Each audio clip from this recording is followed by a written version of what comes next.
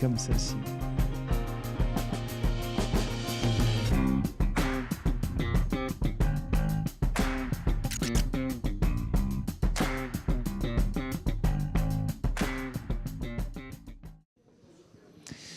On se retrouve sur le plateau de Décideurs TV tout au long de cette journée en direct du colloque NPL Figaro.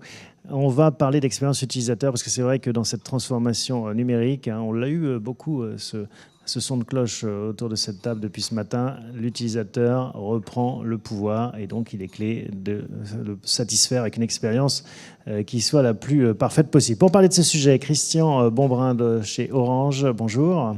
Vous êtes directeur divertissement et nouveaux usages d'Orange et à vos côtés, on a Thierry Camas, président de MTV Networks France. Bonjour à tous les deux, bienvenue. L'expérience utilisateur, vous réveillez tous les matins en vous disant, tiens, qu'est-ce que je vais améliorer dans mon expérience utilisateur ? Ben oui, on essaye.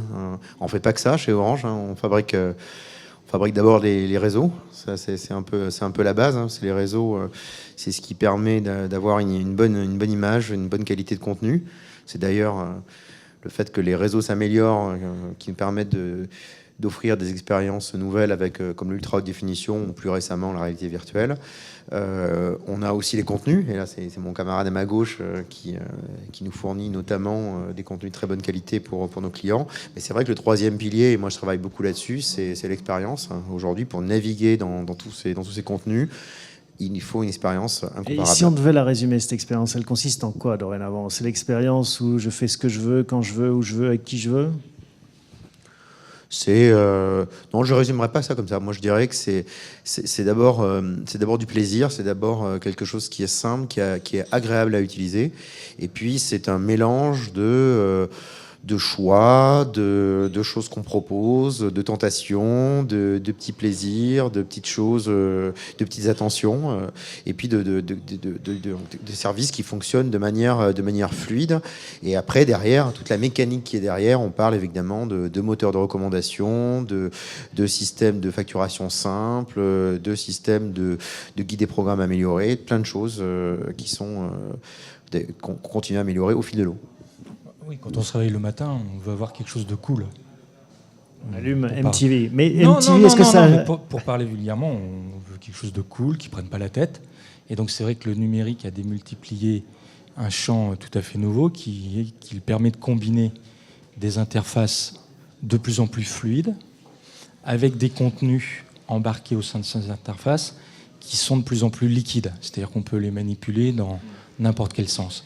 Et c'est vrai que la combinaison des deux, si elle est bien organisée, si elle a un bon design, si elle a une bonne user experience, comme on dit, s'il y a un bon interfaçage avec l'environnement logiciel ou l'environnement de transport qui est celui de l'opérateur, peut permettre de donner à l'utilisateur une expérience à la fois cool et qui ne prend pas la tête. Alors, j'aimerais justement qu'on parle de l'expérience de MTV, parce que, bon, moi j'ai mon souvenir qui commence à dater, mais MTV dans les années 90. En quoi MTV, l'expérience que moi j'ai vécue quand j'avais une vingtaine d'années, a changé par rapport à celle que vous proposez dorénavant ? Aujourd'hui, on est dans une expérience qui n'est plus monocanale, qui n'est plus télévisuelle au sens strict. On est passé de plus en plus d'un environnement, je dirais, monothématique, qui était celui de la musique, à un environnement qui est aujourd'hui celui du divertissement au sens large. Les générations actuelles sont beaucoup plus ouvertes sur le monde du fait du numérique et donc ne sont pas monothématiques. Lorsque nous on était enfants, on était fan d'un artiste en particulier. Aujourd'hui, un 15-24 va être fan de blogueurs, d'artistes, va avoir un point de vue sociétal, moral, politique. Bref, tout ça c'est très largement ouvert, les cloisons ont explosé, tant dans les points de vue que dans la prise d'information. Et nous, en tant que médias, on doit être le reflet de tout ça. Donc les genres sur lesquels MTV est positionné, partant de la musique, se sont ouverts à la télé-réalité, au documentaire du réel, à la fiction, mais ça, c'est à le l'animation, format. Est-ce qu'il y a aussi une expérience utilisateur qui a évolué ? De cette expérience monothématique qui a explosé, a suivi l'explosion du monocanal et du mono-écran. Il a fallu pouvoir pousser le contenu vers les utilisateurs à l'endroit où ils le désirent, pour qu'ils puissent en prendre le contrôle là où ça existe. Et donc, on est rentré dans le domaine de l'interface. c'est-à-dire la capacité de créer des univers qui combinent à la fois une expérience utilisateur et une expérience de contenu, le tout avec un design et une fluidité qui permettent de prolonger l'univers au-delà de la télévision et surtout d'additionner les audiences ou d'additionner les taux d'engagement de la cible. Gilles. Oui, j'avais une question, parce que quand on parle de nouvelles expériences utilisateurs, il y a la notion de personnalisation, et Viacom est relativement en pointe. Je pense à MyNick Junior ou MyMTV, si je ne m'abuse. Et ce que je trouve assez frappant, c'est que justement, pour ces deux services personnalisés, vous travaillez sur les réseaux managés des opérateurs et non pas en OTT, comme vous pouvez le faire aux États-Unis. Est-ce que ça veut dire que la France n'est pas un marché pour l'OTT, avec 45% de foyers qui reçoivent la télé par le biais de la box? Non, mais aux États-Unis, on ne travaille pas principalement en mode OTT, on travaille principalement en mode réseau managé. Aujourd'hui, nos distributeurs naturels sont les opérateurs câbles, satellites, ADSL. C'est aussi ce qu'on appelle les opérateurs virtuels, c'est-à-dire ceux qui peuvent utiliser l'OTT à l'intérieur de propositions commerciales managées. Qui peuvent être les mêmes d'ailleurs que les... Qui sont les mêmes, c'est pour ça qu'on les appelle simplement opérateurs virtuels par rapport à opérateurs classiques. Les Américains disent MVPDs et MVPD, VMVPD pour Virtual Operator. Donc, on travaille principalement à travers les réseaux managés et avec ces opérateurs de réseaux managés, dont Canal, dont Numéricable, dont Orange ou autres, l'idée est de combiner le meilleur de la stabilité du débit et de la performance du débit, le meilleur de l'adressage et aussi de la personnalisation des abonnés, avec le meilleur de l'interfaçage contenu fondé sur notre expertise contenu en l'occurrence. Mais si je comprends bien la question de Gilles, et si je la prolonge, est-ce que finalement il pourrait y avoir une réflexion dans votre groupe de proposer une expérience à la Netflix? Finalement, c'est ça l'OTT, c'est de court-circuiter des réseaux de distribution classiques pour y aller en direct? Je vais laisser la parole après à Christian, mais on travaille d'abord avec nos clients historiques. Après, il est évident que dans le modèle aujourd'hui, vous avez dans le modèle de la distribution, vous avez le modèle de la distribution avec les opérateurs classiques, vous avez le modèle de la distribution avec les opérateurs OTT managés, on va dire, vous avez le modèle de la distribution avec les opérateurs OTT agrégateurs, qui souvent ne sont pas forcément content-friendly, comme on dit, et ensuite vous avez le modèle de la distribution directement vers l'utilisateur, sous forme d'app payante, distribuée via Google Play ou via iTunes. Nous, notre point de vue, c'est que ça peut être uniquement un complément de l'offre classique managée ou de l'offre OTT managée, de streaming managé des opérateurs historiques. Et c'est comme ça qu'on organise notre modèle. Christian, comment est-ce que vous voyez évoluer ce paysage? En tout cas, moi, je ne le vois pas dans une logique d'opposition entre tous ces acteurs. Il y a peu d'acteurs, finalement, de l'écosystème des médias dont je considère être réellement un concurrent. Il y en a quelques-uns, on pourra en parler. Apple TV, par exemple, on considère que c'est probablement bien exécuté, mais effectivement, quand on regarde ce que essaie de faire Apple TV par rapport à l'ambition qu'a Orange sur les contenus, c'est effectivement des choses qui sont assez proches de ce qu'on veut faire. Mais les différents acteurs que vous avez cités là, nous, on travaille avec eux, on travaille avec tous. Et je dirais que et je pense que les autres opérateurs font des choses relativement similaires à notre approche. Nous on est l'écran qui permet de distribuer les contenus. C'est-à-dire, nous avons d'ailleurs des accords avec la quasi-totalité des acteurs de contenu, qu'ils viennent de l'OTT, qu'ils soient des acteurs américains, qu'ils soient des acteurs locaux, qu'ils soient des acteurs qui font du linéaire, du non-linéaire. Avec Orange, vous pouvez vous abonner à Canal+, vous pouvez vous abonner aux chaînes de Viacom, vous pouvez vous abonner à Netflix. Et tout ça, on l'intègre. Vous pouvez vous abonner à AfroStream récemment, un service de SVOD destiné à la communauté noire. Donc tout ça, c'est très riche. Et c'est d'ailleurs, nous, notre conviction, c'est que c'est la richesse de l'offre qui fait à la fin sa qualité. Par contre, nous, on crée des environnements qui permettent aux consommateurs de naviguer, de ne pas être complètement perdu. Donc là arrivent les outils de recherche, les outils de navigation. On pourra parler peut-être, on a lancé un assistant vocal récemment qui permet d'interagir et de choisir son contenu de manière encore plus fluide. Donc ça, évidemment, nous, on pense qu'on a un rôle à organiser cet univers. Et après, on passe la main à l'éditeur, et l'éditeur, lui, il a un large espace pour développer sa créativité. C'est ce que fait Thierry avec ses chaînes, mais c'est également ce qu'on fait avec Netflix, puisque l'expérience de Netflix, on navigue dans l'univers d'Orange et les contenus de Netflix sont mis en avant, de même que ceux d'OCS et ceux de Canal+. Et puis après, quand on lance un contenu, on lance l'expérience de Netflix et on est très à l'aise avec ça. Gilles. Est-ce que pour vous citiez Netflix, donc reprenons cet exemple-là, est-ce que ce type d'acteur OTT est aussi friendly avec vous en termes que les chaînes linéaires pour interfacer justement leur contenu, pour pouvoir rechercher leur contenu de manière fluide au sein des interfaces de l'opérateur? C'est un acteur américain qui a une vision globale, donc forcément, ils prennent le problème d'une manière un peu différente que les acteurs historiques.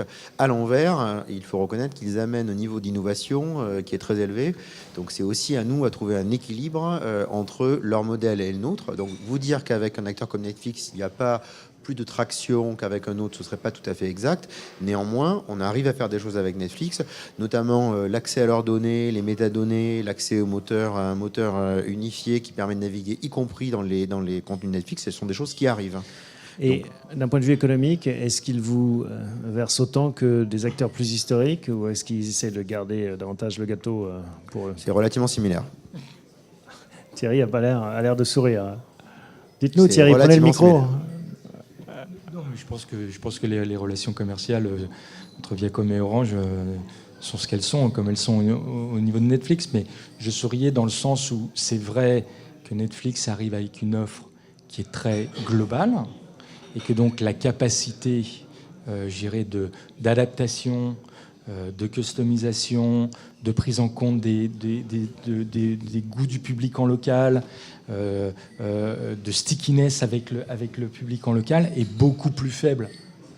C'est pas faire insulte à Netflix que de dire ça. Chez Netflix, que sur l'ensemble de nos médias. Et on l'a bien vu, et c'est un reproche qui est fait à Netflix sur le marché français, c'est celui d'avoir une offre de films qui est peut-être pas suffisamment dans le cycle du cinéma tel qu'il s'exprime en France ou tel qu'il est consommé en France. Mais c'est la logique d'un acteur global, et c'est son modèle, et c'est ce qui le rend aussi en même temps performant pour un opérateur comme Orange. C'est pour ça d'ailleurs qu'en termes de cinéma, aujourd'hui, les meilleures offres seront probablement à regarder ailleurs pour nos clients, hein, par exemple du côté d'OCS ou même de Paramount Channel. Donc vous faites bien le job. C'est bien la variété. En tout cas, nous, si on se place du point de vue de nos clients, c'est-à-dire le client qui s'assoit dans son canapé, qui prend la télécommande d'un décodeur d'Orange, moi, ce que je souhaite, c'est lui offrir quelque chose qui soit le plus large possible, tout en étant relativement organisé. Et je reviens toujours à mon sujet de plaisir, de fluidité et aussi de largesse de l'offre. Alors, il y a quelque chose qu'on observe notamment aux États-Unis, mais ça a commencé en France, c'est le rapprochement tuyau-contenu, contenant-contenu. On vous trouve l'un et l'autre des représentants de ces industries. Comment est-ce que vous voyez évoluer ce marché ? À toute évidence, c'est un marché qui bouge. Donc, Parce que Orange avait été échaudé à une époque par l'aventure contenu. Et j'ai l'impression que c'est à nouveau sur la table comme stratégie. Je ne vais pas vous dire ce qu'on va faire dans les prochains mois. En tout cas, ce que je peux vous dire, il y a personne. Bien sûr, on est complètement entre nous. Non, juste, on est déjà un acteur du contenu, y compris sur l'édition. Moi, je suis plutôt aujourd'hui le distributeur, mais dans le groupe Orange, vous avez OCS, vous l'avez cité tout à l'heure, qui est une chaîne de pay TV qui, ma foi, fait quand même très bien le job, qui a tous les contenus en exclusivité d'HBO en France. Moi, je trouve que... Et donc l'idée, c'est d'aller plus loin encore dans cette logique d'intégration. Je termine. On a OCS et puis on a le studio. On a un studio de cinéma qui aujourd'hui produit ou coproduit un grand nombre de films en France. Et ça, ce sont des actifs qui ont déjà beaucoup de valeur. Après, ce qu'on fera demain, on verra. On verra. En tout cas, non, mais est-ce que, on est alors, déjà je pose la question présent. Différemment. Est-ce que le marché va aller davantage vers ça ? Est-ce que c'est la logique de l'histoire ? Je ne sais pas prédire le marché français. On peut que constater aux États-Unis que d'un point de vue capitalistique, il y a un certain nombre de mouvements qui se font. D'ailleurs, certains qui font parler. Le deal annoncé de Time Warner AT&T, il n'est pas, semble-t-il, complètement clos. Donc, on peut que constater que il y a une tendance marché, un rapprochement de nouveau entre acteurs de l'édition de contenu et les acteurs télécoms au sens de la distribution. Donc, vous regardez. On regarde rien du tout. Moi, Thierry. je ne sais pas où ça peut. Je ne peux prédire où sera le marché français dans quelques années. Ce que je peux vous dire, parce que ça a commencé en France avec SFR. Encore une fois, je ne commande pas ce que font nos concurrents. Aujourd'hui, si on fait une photographie à plat des actifs d'SFR dans le contenu et des actifs d'Orange dans le contenu, ou même au sens édition, Orange reste, avec OCS et le studio, un acteur significativement plus important que SFR dans l'univers de l'édition des contenus. Et dans la distribution sur le nombre des abonnés, je vous laisse compter, mais il n'y a encore pas complètement photo. Thierry. Ces mouvements Comcast, NBC, AT&T, Time Warner, je pense que ça repose quand même aussi sur des paramètres très objectifs pour ces groupes industriels, qui est qu'aujourd'hui, tous les prix baissent, sauf le prix du contenu. Le coût d'accès à la technologie baisse tendanciellement, le coût d'accès au stockage baisse tendanciellement, le coût d'accès aux clients via le big data et le machine learning baisse tendanciellement, le coût d'accès au marketing baisse via tout ce qui est CRM ou marketing direct. Et il y a aujourd'hui un seul maillon de la chaîne de valeur, média au sens large, ou de distribution média, dont le prix ne baisse pas, c'est le prix du contenu. Et donc, si vous voulez, il est évident que ces opérateurs intégrés verticalement sur la chaîne de distribution, qui à un moment voient leur marge tendanciellement baisser du fait de la baisse tendancielle des sous-jacents qu'ils agrègent, ont tendance à se dire aïe aïe aïe, dans cette courbe de valeur, il y a quand même un acteur. Donc et pour un vous, c'est élément quand de même le structuration sens de des prix. l'histoire. Oui, donc c'est le sens de l'histoire, parce qu'aujourd'hui, il se trouve que cet effet de ciseau entre toutes les variables qu'agrègent les opérateurs, y compris leur réseau, et la variable contenu, devient de plus en plus fort. Allez, Gilles. Je pense que c'est une explication. Non, mais elle est intéressante, hein, et on la respecte en tant que telle. Une dernière question, Gilles. Oui, on s'est un peu éloigné de l'expérience utilisateur. Alors justement, c'est pour ça que vous êtes là, pour nous ramener. Donc, quand on parle d'expérience, de personnalisation, etc., on a derrière la notion de data, la donnée d'usage, les données de consommation. Et là, on a quand même un actif opérateur qui est essentiel. Et donc, peut-être pour conclure, une question pour Orange sur l'exploitation de ces données-là et vers quel type de service client derrière. C'est pas faux qu'on a quantité de données par rapport à d'autres acteurs économiques de la chaîne. Effectivement, nous avons en théorie accès à beaucoup de données. Mais nous avons d'abord des clients. Et je ne sais pas si vous vous rappelez, il y a quelques années, notre président avait annoncé lors d'un Hello Show une charte de protection des données. Et en tout cas, pour nous, c'est un fil rouge majeur de ce qu'on peut faire sur ces sujets-là, qui est que nous sommes d'abord un opérateur de réseau et nous sommes d'abord un opérateur qui s'occupe de manière correcte de ses clients. Donc vous n'y touchez pas à ces données ? On y touche, évidemment, mais on y touche en y faisant... en prenant beaucoup de précautions, et tout ce qu'on pourrait être amené à faire dans les années à venir se fera dans des règles très clairement comprises par nos clients. Après, effectivement, pour ouvrir un peu sur des pistes, il y a des choses qu'on peut imaginer, notamment avec les acteurs de l'édition des contenus. Par exemple, en ce moment, avec TF1, nous avons un test en cours sur la publicité adressée sur le replay, où en fait, sur une population réduite de nos abonnés, on est capable de faire du ciblage géographique qui permet à TF1 d'adresser des publicités selon des zones géographiques de la France sur leur replay. Donc ça, c'est des choses, ce sont des exemples effectivement qui, bien mis en œuvre et bien compris par nos clients, permettent de dégager pour TF1 et donc pour nous de la valeur additionnelle, et pourquoi pas même pour le client, ça fait quand même du sens d'avoir de la publicité qui correspond à sa région. Donc on est plutôt dans des cas qui peuvent être bénéfiques pour tout le monde. Ok, allez, rapidement, Thierry, la data. Il est évident qu'aujourd'hui, on gère de plus en plus de la data abonnée, y compris de la data abonnée Orange, et que pour moi, il est beaucoup plus performant d'adresser directement mon parc de télévision payante en one-to-one, y compris sur les parcs abonnés d'Orange, que d'aller faire de la couverture anonyme via des chaînes de télévision aussi puissantes soient-elles. Donc on va vers ça, clairement. Merci messieurs pour ces explications. À bientôt pour la suite de l'histoire. On continue, nous, de notre côté, avec les tables rondes et des petites pastilles qui vous rappellent les grands moments de ces 15 dernières années.